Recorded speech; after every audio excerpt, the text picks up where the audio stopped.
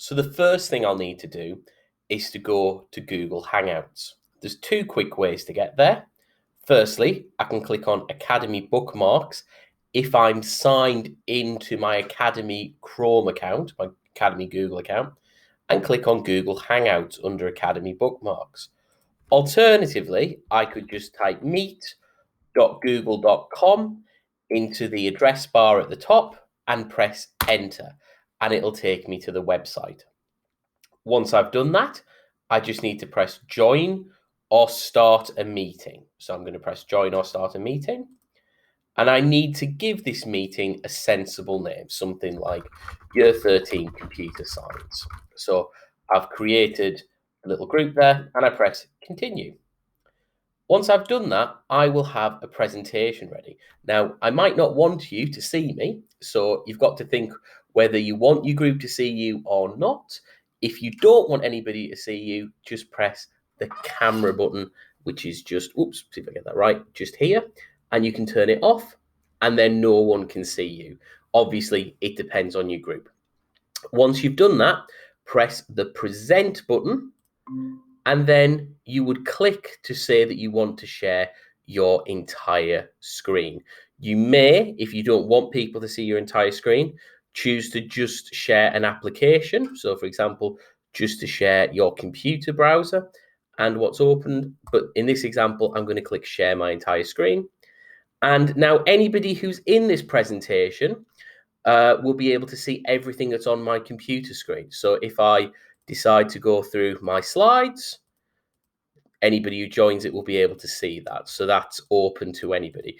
That's just worth pointing out at this stage, because that does mean that your computer is open to anybody in your class who might want to, who might be following along. That doesn't mean they can control anything. It just means they can see anything. So, maybe do usual precautions, like if you normally maybe have some finance information open or your personal email open, it might be best just to close that down for now so that no one can see it.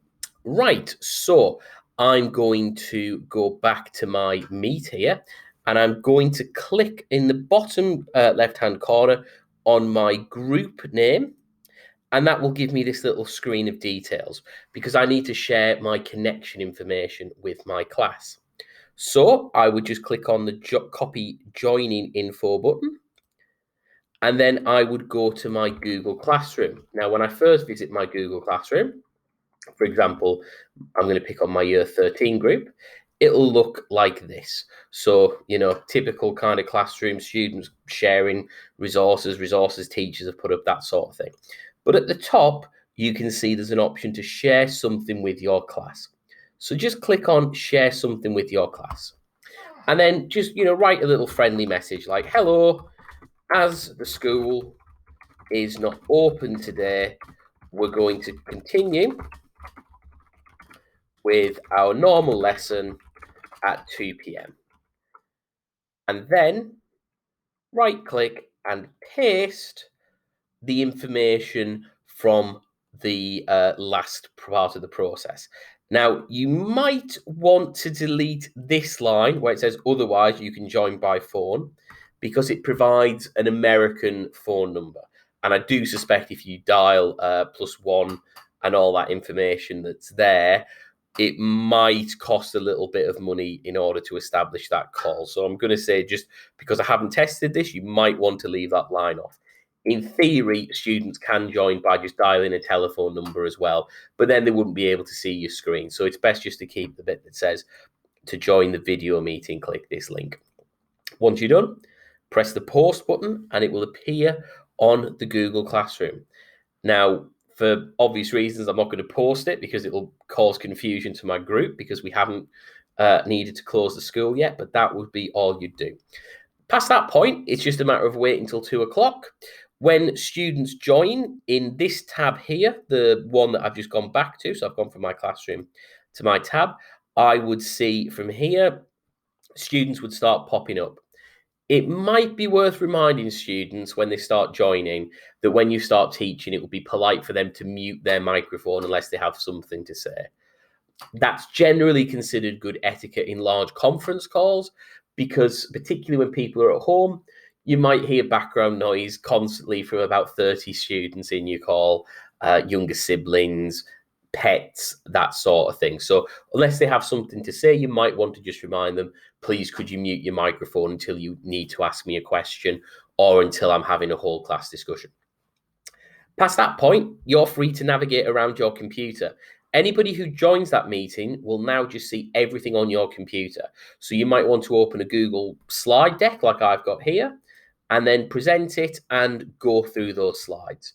But it isn't just limited to Google Slides.